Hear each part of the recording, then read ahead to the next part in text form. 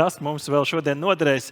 Jo nākamais runātājs savā pieteikumā ir uzdevis tādus vairākus sulīgus jautājumus. Piemēram, par to, kā ieviest inovāciju higiēnu savā uzņēmumā. Tas ne tikai ir par domāšanas veidu, bet patiesībā par to visu vidi sev apkārt. Otrais interesantais jautājums, kā pieņemt darbā cilvēkus, ar kuriem gribās sastrādāties. Ļoti būtisks jautājums, jo cilvēki mums apkārt veido savā ziņā arī to inovāciju vidi. Un tas jautājums, kas nomāca noteikti daudzus prātus, kā turēt līdzi tām visām pārmaiņām, kas ikdienā mums ir apkārt, ko nes tehnoloģijas, inovācijas un tas straujais ritms mūsu ikdienā. Dāmas un kungi, sagaidām uz skatuves Helve inovāciju vadītāju Igoru Uhaņu. Čau, Igor! Čau. Prieks tev redzēt. Prieks tev redzēt atkal. Kārtējā uzstāšanās, ar ko tu mūs pārsteigsi? Tāds ir jautājums. Šodien par īstenībā pēdējo gadu novērojumiem, strādājot ar inovācijām. Kā man pateica, te ir jauni uzņēmēji un cilvēki, kas vēlas sākt savu uzņēmēju darbību. Viena lieta, ko es jums noteikti vēlos pateikt, ir tas, ka visticamāk mani bērni nezinās, kas ir Nokia 3310, kas kādreiz bija superliela inovācija, un mani mazbērni visticamāk nezinās, kas ir iPhone, tāpat kā es nevaru nosaukt daudzus uzņēmumus, kas ir vecāki pirms 100 gadiem. Jack Daniels, kas vēl Tulamors, droši vien kaut kas tāds. Tātad, lai uzņēmums pastāvētu ilgāku laiku, ir nepārtraukti jāveic kaut kāda inovācija mārketingā, inovācija tehnoloģijās un tam līdzīgi. Lūk, un kas es esmu? Mani sauc Igors Uhaņs, es esmu tehnoloģija entuziasts uzņēmējs jau ilgus gadus. Kādreiz arī biznesa analītiķis lielākā uzņēmumā, un šobrīd es palīdzu uzņēmumiem inovēt ātri. Tātad prototipēt ātri, atrisināt jautājumus ātri. Un lielais tagad mums burbulis tehnoloģijās ir mākslīgais intelekts. Mans mākslīgā intelekta laiks sākās pirms 10 gadiem RTU laikā, kad tas nebija nekas tik krūts kā tagad. Mans nākamais pirmais mākslīgā intelekta instruments, ko es apguvu, bija IBM Watson, un tas ir datorēdas instruments, kuram tobrīd varēja iemest bildīt iekšā, un viņš tā pateica, ka 78% no šīs bildes ir debesis, tik un tik procenti tur zālājs, un tur pa vidam ir suns, un tas likās, wow, nereāli krūti. Tagad mums ir lieli valodas modeļi, un tas ir ātrākais veids uz inovācijām. Un inovāciju process līdz burtiski aizpagājušam gadam bija pavisam vienkārši. Mums ir jāatklāja problēma, jāsaprot viņa, jānodefinē, jāatrod risinājums un jāvalidē. Tā strādā uzņēmēja darbība, tā strādā arī pētiķis smadzenes savannā. Pētiķis skrien pa savannu, ierauga lauvu, saprot, problēma ir, attīsta ātrumu, izdzīvoja, tad validācija ir veiksmīga, neizdzīvoja neveiksmīga. Nākot iekšā mākslīgajam intelektam, šis inovācija process, viņš mazliet pamainījās. Jūs arī varat sākt savu uzņēmēju darbību šobrīd tagad, aprakstot kontekstuāli, kur jūs atrodaties, ko jūs protat, kā jūs interaktējat ar vidi un sabiedrību, kādu problēmu jūs varētu atrisināt, un pat, ja jūs nezināt problēmu, to var pajautāt mākslīgajam intelektam.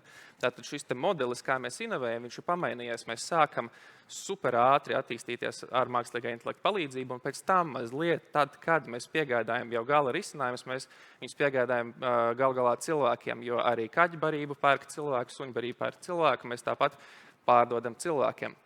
Lūk, un veiksmīgākais veids pēdējo 5 gadu laikā, kā mēs esam sapratuši, kā inovēt, ir savākt nelielu komandu. Neliela komanda, izcilā gadījumā 5-6 cilvēki, pretējā gadījumā, ja vairāk cilvēku vienu vietu, dalam viņus pa mazām komandām, kur ir pa lielam dažas lomas. Mums ir vajadzīgs vadītājs, kurš parūpējas par to, ka visiem kafijas ir salietas, pīces ir pasūtītas un alus būs vakarā. Mums ir tehniskie cilvēki un netehniskie cilvēki. Jo netehniskiem cilvēkiem, manā keisā, tie ir nosaukts kā mārketinga cilvēki, viņiem mēdz būt tāds sapnis, mēs varētu šito un šito uztaisīt un tam līdzīgi. Un tehniskie cilvēki parasti saka, paga, dators tā nestrādā, mums ir ierobežojumi ABC un tam līdzīgi. Un tādos mikrokonfliktos parasti notiek tās inovācijas. Tur cilvēki tieši atrisina šos te jautājumus. Un pagaidām efektīvākais veids, kas ir attīstījies no Googles dizaina sprinta, ir inovācijas sprints, kas tagad ir iespējams īsākā laika posmā nekā līdz šim, un tas ir arī tas formāts, kā mēs palīdzam uzņēmējiem. Daži, man ļoti patīkam redzēt dažus no jums, ko mēs esam izgājuši cauri un saņēmuši superīgu feedbacku. Pa lielam 3 fāzes. Vispirms ir jāsaprot, kādas idejas mums ir, tad ir jānokartē tie izaicinājumi, kādi mūsu uzņēmumam ir, un tad jāprototipē maksimāli ātri. es saku fail fast, fail forward. Palielam mums jānofeilo ātri un jānofeilo uz priekšu, lai ātrās iterācijās saprastu, pie kā tad strādāt. Un šis process, ar ko es nodarbojos relatīvi ilgu laiku, ir pagaidām efektīvākais veids, pie kā strādāt. Pirms N gadiem, tas ir vēl pirms Covid laikā, kad sākās viena no pirmajām digitālajām uzņēmējdarbībām man, tad Covid laikā mēs to attīstījām par 2 reizes gadā. Tātad šim procesam mēs gājām 2 reizes gadā. Mūsu gadījumā mēs sākām piekdienas vakarā, beidzām svētdienas vakarā. Super efektīvi un tikām pie diezgan daudziem risinājumiem. Šodienā, būdams mazliet pieaugušāks, izveidojas vide, kad tas jādara darba laikā. Tad arī uzņēmējiem ir jāsaprot, kādu komandu viņi var atļauties, kas darba laikā šo darīs, un pilnībā jāuzticās viņiem, ka inovācijas arī taps. Un ko tad es esmu paspējis iemācīties un pastāstīt jums? Pirms sākt inovēt, ko tas nenozīmētu. Pirms sākt risināt ikdienišķās problēmas un ieviest novatoriskus risinājumus savā uzņēmējdarbībā, vispirms ir jāizpēta. Ja jūs nezināt, un ir normāli sākotnēji būt situācijā, ka jūs nemaz nezināt, ko jūs nezināt, bet tas ir jāatrisina, un tātad tas jāatrisina ar kaut kādu izpētes procesu. Lūk, dažkārt jūs strādājat ar tik novecojušām sistēmām, ka vieglāk ir sākt no nulles, sākt no jauna. IT cilvēki to nosauks par refaktoringu, un mums jātiek vaļā no legacy un vispārējais, bet dažkārt jums to CRM un no 17. gada nevajag, jūsu klientu nav. Tur super veci dati, jūs viņus esat krājuši, un tagad ir vieglāk sākt no jauna. Lūk, tad pirms kaut ko izstrādāt, vajadzētu izdomāt vispirms, kā tas galā izskatīsies, kā mēs gribētu, kā tas process strādās, kā tā procesa karta izskatīsies, ko mums jāzina, ko mēs vēlamies atrisināt. Jo pretējā gadījumā mēs varam baseinu pabīdīt pa 3 centimetriem, tad būtu super. Lūk, un strādāt ar, mākslīgā intelekta instrumentiem, tas šķietami vienkārši, bet tas nav viegli. Un ir jāsaprot, kāds instruments, kurā mirklī jāizmanto. Tam ir jāzina, ir jābūt kaut kādām zināšanām, līdzīgi kā jums ir jābūt zināšanām par darbības secību, lai strādātu ar kalkulatoru. Mums tas liekas relatīvi vienkārši, bet mēs to vienkārši iemācījāmies agrāk, kā strādā iekavas un kā kāpināšana nāk pirms reizināšanas. Ļoti līdzīgi jāsāk mācīties strādāt ar mākslīgā intelekta instrumentiem. Un tad, kad jūs mēģināt ieviest kaut kādas inovācijas savā uzņēmumā, uzticieties saviem cilvēkiem. Burtiski uzticieties tiem cilvēkiem, ar ko jūs strādājat, jo gudri, inovatīvi uzņēmēji, viņi ņem darbā cilvēkus, kuros klausīties. Mēs ņemam darbā cilvēkus, kuri man var pateikt priekšā, kā man darīt lietas. Un tas kaut kā, make sensu, vai ne? Pretējā gadījumā, teiksim, pārējie uzņēmēji ņem darbā cilvēkus, kam teikt priekšā. Un šī tā vienvirzējā kustība, viņa nerada, tas nav ilgtspējīgi. Vienkārši tas agrāk vai vēlāk beigsies, kāds cilvēks sagurs, viens cilvēks nevar zināt visu. Lūk, un uzticieties šiem cilvēkiem un dodiet viņiem instrumentus rokās. Ir bijuši gadījumi, ar ko nācies sastrādāties, ka cilvēks neusticās saviem darbiniekiem, burtiski viņiem nav pieeju redzēt ne admin paneli, ne kaut ko pamainīt, ne tā, un tad tur tās inovācijas diezgan ātri sabrūk. Lūk, un atcerieties to, ka lai cik daudz jūs ieviestu vai, uzticētos jaunām tehnoloģijām, iedot cilvēkiem instrumentus rokās, diez vai, ka jūs viņus atlaidīsiet. Jūsu lielākajās interesēs ir katram šim cilvēkam iedot mega daudz labus instrumentus un pelnīt vēl vairāk naudas ar katru no viņiem. Un pagaidām dati rāda, kopš 22. gada GPT izlaišanas, kad tas aizgāja populārāk, ka tik tālu uz pagājušās nedēļas mērījumu ir tā, ka ASV uzņēmumi, kas iegulda mākslīgajā intelektā, saņem 500% ROI. Tātad mēs ieguldām 100 eiro, gada laikā mēs saņemam pretī 500. Tā vēl nekad nav bijis.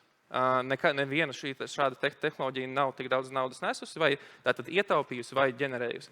Lūk, kā šī tehnoloģija. Un ļaujiet pavāriem būt virtuvē, ļaujiet cilvēkiem strādāt. Pat ja cik daudz gudrus nažus automatizācijas jūs neieviesīsiet, jums tāpat vajag cilvēks, ar ko tie operē.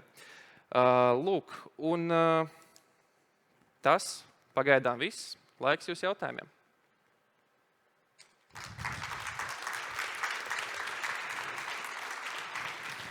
Nu ko? Jautājumi lēnām nāk. Atgādināšu, Slido platformā #drosme. Droši sūtiet tos mums iekšā. Kāda ir mīnus tādai darba pieejai? Viens no 2 jautājumiem pagaidām. Mīnus šādai darba pieejai ir tas, ka tev ir vienmēr jāspēj atļauties. Tas ir dārgs pasākums. Tev entie cilvēki ir jāizņem no viņu operāciju no ikdienišķajām operācijām un fokusēti jādomā par to, kā mēs iztēlojamies, kā strādāt tālāk. Tas īstenībā bija viens no lielākajiem iemesliem, kāpēc tolaik Covid laikā mēs taisījām to weekendos. Piedalījās. Tā bija tā kā liela ballīte. 2 reizes gadā mēs taisām lielu ballīti ar komandām, kas strādā pie datoriem un atrod jaunas risinājumus. Tas bija, manuprāt, man tas izmaksāja alus un picas. Jā, okay. Tāpēc nāca tie, kas gribēja nākt. Laikam jautājums par to, kā tu to pasniedz, vai ne? Ja tu to padari pietiekami jautri, labs risinājums. Ok, izstāst, ka jautājumi birst. Smieklīgākais gadījums integrējot darbībā mākslīgo intelektu. Ir kaut kādi kuriozi jau atgadījumi bijuši, kur šeit šitā arī var? Man ļoti grūti teikt, nē. Labi, es varu pastāstīt smieklīgāko gadījumu, kad es pateicu kādam nē, un pēc tam centos neteikt viņu. Strādājot ar diezgan lielu uzņēmumu, un tur 18 cilvēku inovācijas sprints, man tiek uzdots jautājums, mēs varam palūgt mākslīgajam intelektam, lai viņš manā vietā uzģenerē visu piedāvājumu, pēc tam, un es jau saku, ceļos no galda, saku, nē, lielas valodas modelis tā gluži nestrādā, bet viņi tādi, bet man jau sanāca.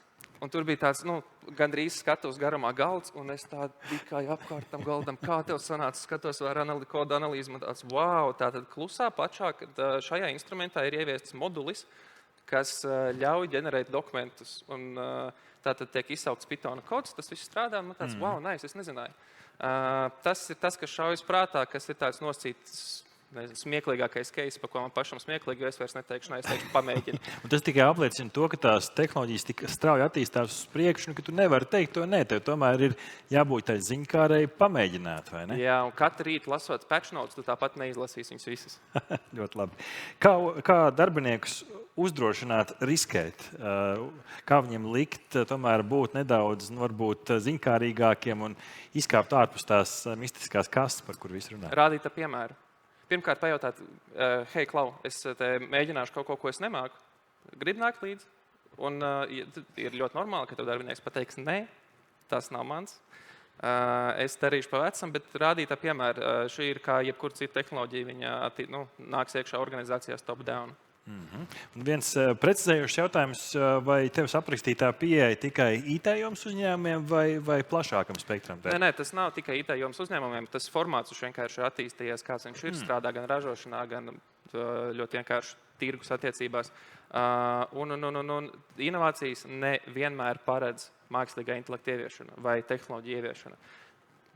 Mēs pārskatām procesus un saprotam, kas mums nepatīk tajos procesos, kas man liek negribēt pirmdien doties uz darbu. Tas jāatrisina. Tā ir pirmā prioritāte. Lūk. Un viss būs vienkārši, vai ne? Dāmas un kungi, Igors no Helves. Paldies, Igor!